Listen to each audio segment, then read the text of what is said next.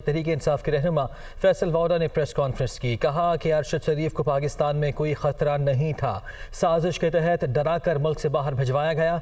Establishment का मामले में कोई किरदार नहीं है, वो एस्टैब्लिशमेंट से राब्ते में थे और उनके साथ मुस्बत ताल्लुकात भी थे। उन्होंने कहा कि तमाम सबूत मिटा दिए गए हैं, उनका फ़ोन और लैपटॉप नहीं मिलेगा। चंद रोज़ में कुछ साजिशियों के नाम सामने ले आऊँगा। मुझे मारा गया तो मारने वाला खुद भी 3 से 5 घंटे में मारा जाएगा। उन्होंने ये भी कहा कि लॉन्ग मार्च के बयानिए की आड़ में भी साजिश रचाई जा रही है, लाशें गिरती देख रहा हूं।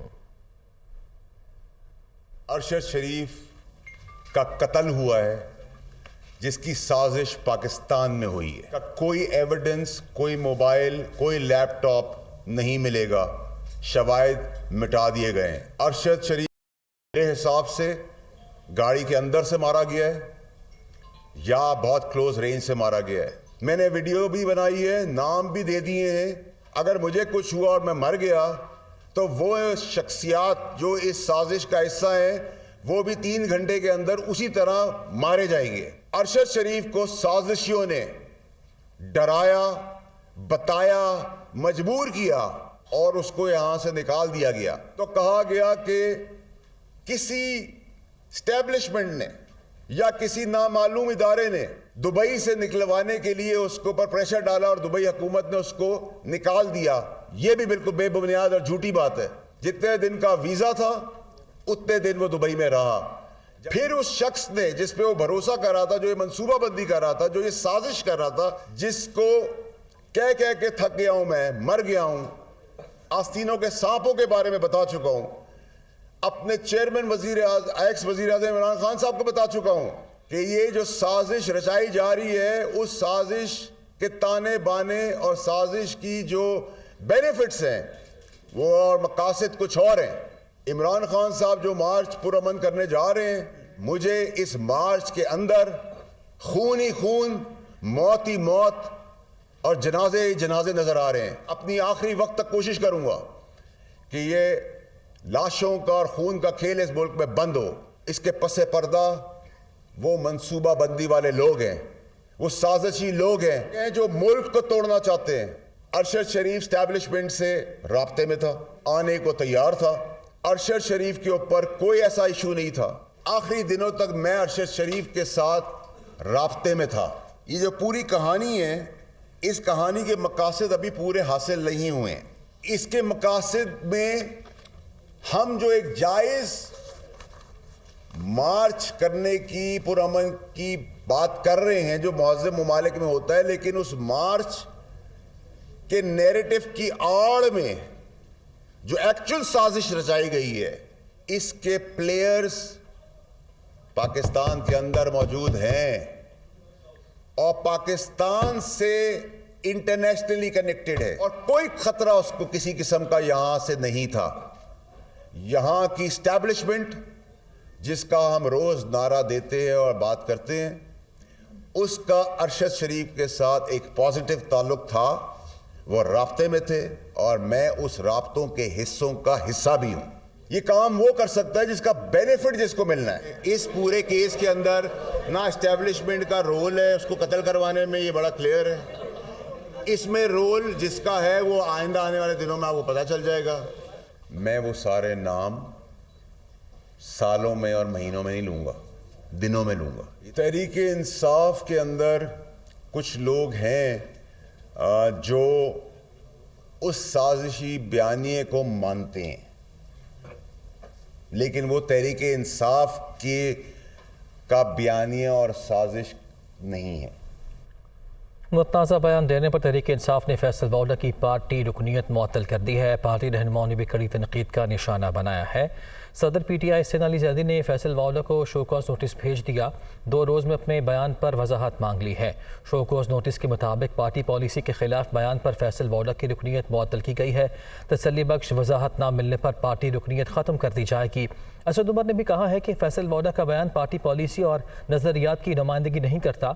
इमरान खान की हिदायत पर फैसल वाडा से वजाहत तलब की गई। उमर सरफराज चीमा बोले, फैसल वाडा की प्रेस कॉन्फ्रेंस के बाद नवाज शरीफ का बयान आया, कोई शक नहीं रह गया। फैसल वाडा की प्रेस कॉन्फ्रेंस भोंडी साजिश है। मुसर्रत जमशेद चीमा ने कहा फैसल वाउदा ने एहसान फरामोशी का मुजाहरा किया है। प्रेस कॉन्फ्रेंस फ्लॉप ऑडियो साजिश की कड़ी है। इमरान इस्माइल बोले फैसल वाउदा ना जाने किसकी इमाम पर सब बोल रहे हैं। लॉन्ग मार्च पुरअमन होगा, इसे ख़राब करने की साजिश नाकाम होगी। हलीमा आदिल शेख ने कहा कि समझ नहीं आई ये अचानक फैसल वाउदा को प्रेस कॉन्फ्रेंस का ख्याल कैसे आया। लाशों की सियासत करने वाले लंदन में छुपे बैठे हैं। साबिक वज़ीर आज़म नवाज शरीफ का कहना है कि अब तो फैसल वाउदा ने भी कह दिया कि लॉन्ग मार्च खूनी होगा। इमरान खान सिर्फ अपनी मर्जी का आर्मी चीफ लगाना चाहते हैं। लॉन्ग मार्च फ्लॉप होगा, बहुत से राजों से पर्दा उठ रहा है। जबकि मरियम नवाज ने गुफ्तगू में कहा कि लॉन्ग मार्च का मकसद ही मुल्क में तबाही और फितना फैलाना है। प्लान ए और बी के बाद चेयरमैन पीटीआई का प्लान सी भी फेल होगा। ये मैं नहीं कह रहा, ये कोई पीएमएलएन नहीं कह रही, तो कौन कह रहा है? ये फैसल वाडा साहब कह रहे हैं जो पीटीआई से कि जी इसमें लाशें गिरेंगी और खून खराबा होगा। इनकलाब की बातें करते, कोई इनकलाब नहीं। इनकलाब लोगों ने इमरान खान का देख लिया है इसकी 4 साल हुकूमत पे कि कौन सा इनकलाब लेके आया है। ये सिर्फ और सिर्फ चीफ आर्मी स्टाफ वो लगवाना चाहते हैं जिसमें इमरान साहब चाहते हैं कि जी मेरा बंदा हो। झूठा आदमी है, चोर लोगों को कहता है, खुद सबसे बड़ा चोर है। मुझे बताएं फॉरेन फंडिंग से ज़्यादा बड़ी चोरी और क्या हो सकती है? तोशा खाना सब बहुत बड़ा स्कैंडल है। ये तो इसके मुंह से ये तो ऐसे जैसे कि चोर भागा जा रहा था, लोग पीछे भाग रहे थे, उसको चोर आगे वो भी कह रहा था चोर चोर। फ्रॉड है, धोखेबाज है, इंतहाई गलत आदमी है। मैं इमरान खान नहीं हूँ जो सोचे समझे बगैर बात कर दूं। बहुत सारे राजों से पर्दा उठ रहा है। आने वाले दिनों में इंशाल्लाह आप देखेंगे कि और अल्लाह ताला करेगा इंशाल्लाह इसका लॉन्ग मार्च फेल होना ही होना है। लॉन्ग मार्च का मकसद पाकिस्तान की तबाही, उसमें फितना फैलाना, उसमें अब इनको और चीज़ों की ज़रूरत है क्योंकि इनकी सियासत भी फेल हो रही है। इनका plan A, plan B, plan C भी फेल हो रहा है। तो उनका ये अब उनकी ज़रूरत है कि वो कोई ऐसी चीज़, कोई ऐसा शर क्रिएट करें जिससे वो अपने मकासद हासिल करने में कामयाब।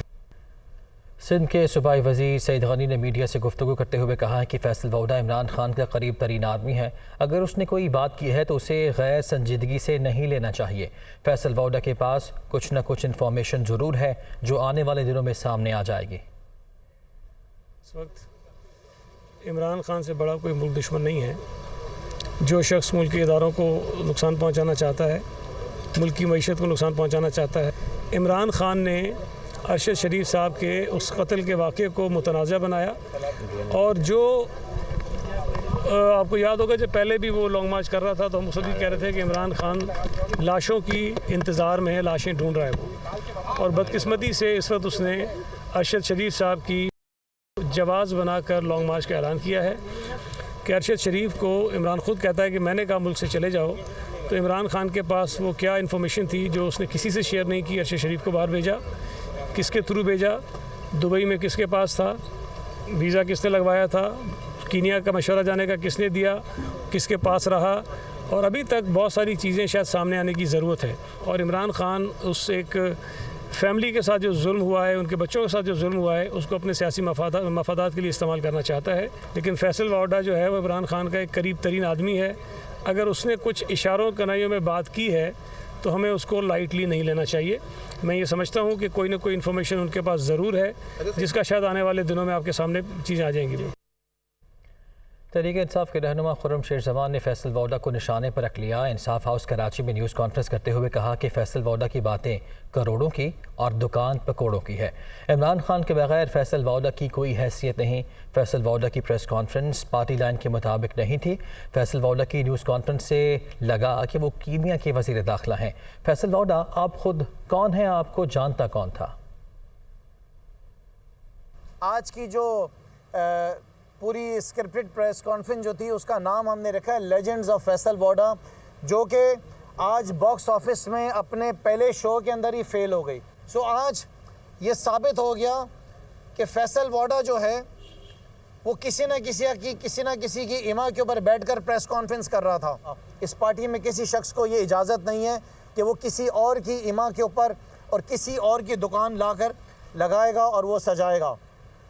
आज जब फैसल वाडा बात कर रहे थे तो मुझे देखकर ऐसे लग रहा था कि शायद कीनिया का वज़ीर दाखिला बैठा हुआ है। किसके कहने पे उन्होंने किया है?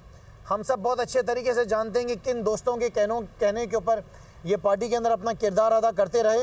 ज़रा बराबर शर्म नहीं आपको फैसल वाडा? ये जितनी इज्जत आपको मिली इमरान खान की वजह से मिली। आपको पहचानता कौन था? हमने ये देखा कि फैसल वाडा ने आज किसी की ईमा के ऊपर आवाम को डराने की कोशिश की। फैसल वाडा, अगर आप समझते हैं कि आपके कहने के ऊपर लोग डर जाएंगे, ये आपकी गलतफहमी है। आपकी तो काम पे टांग गई है राना सनाउल्लाह के डराने से। वज़ीर आज़म शहबाज शरीफ 1 नवंबर से चीन का 2 रोज़ा दौरा करेंगे। चीनी हम मनसब ने उन्हें दौरे की दावत दी है। तर्जुमान दफ्तर ख़ारजा के मुताबिक वज़ीर आज़म शहबाज शरीफ के साथ वज़ीर ख़ारिजा बिलावल भुट्टो जरदारी समेत आला सतह का वफ़द भी चीन जाएगा। वज़ीर आज़म का ओहदा संभालने के बाद ये शहबाज शरीफ का चीन का पहला दौरा होगा। वज़ीर आज़म चीनी हम मनसब ली कीचांग के साथ वफूद की सतह पर मुज़ाकरात करेंगे। शहबाज शरीफ चीनी सदर शी जिनपिंग से भी मुलाकात करेंगे। इस दौरान पाक चीन स्ट्रेटेजिक ताउन की शराकत दारी का जायज़ा भी लिया जाएगा। चेयरमैन पीटीआई इमरान खान ने कहा है कि जुमे को इस्लामाबाद के लिए निकलेंगे। ये पाकिस्तान की तारीख की सबसे बड़ी आज़ादी की तहरीक होगी। इलेक्शन का हक मिलने तक जदोजहद जारी रखेंगे। अरशद शरीफ को शहीद करके डराने की कोशिश की गई। मैं और कौम पहले से ज़्यादा पुरज़्म हैं। उन्होंने कहा कि शहबाज शरीफ अभी से डर गए, इनका हाल खस्ता है। राना सनाउल्लाह भी तैयार हो जाएं। वो सियालकोट में वर्कर्स कन्वेंशन से खिताब कर रहे थे। हकीकी आजादी की जहाद के लिए निकलूंगा।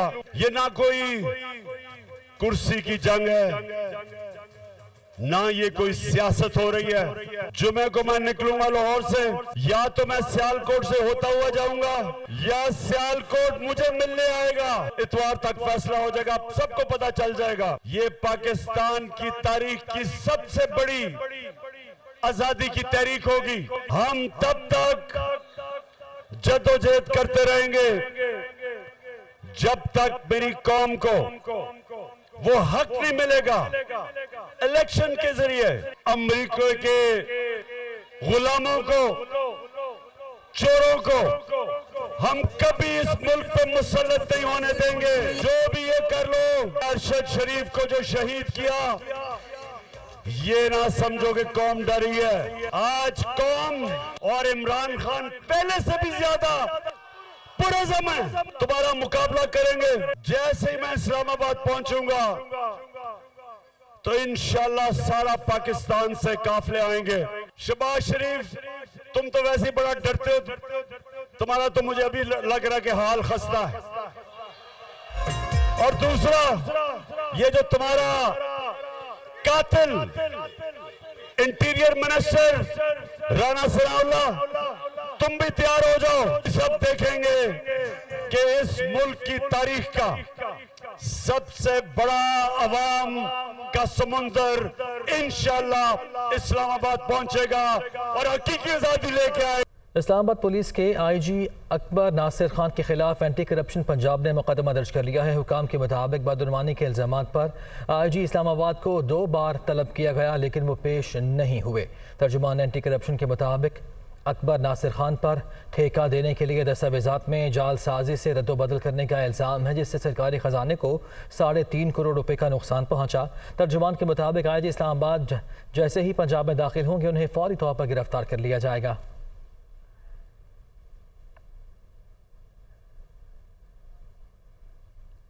वज़ीर आज़म के मुआविन ख़ुसूसी मलिक अहमद ख़ान कहते हैं कि अरशद शरीफ के कत्ल केस में बग़ैर सबूत इल्ज़ाम तराशी अफसोसनाक है।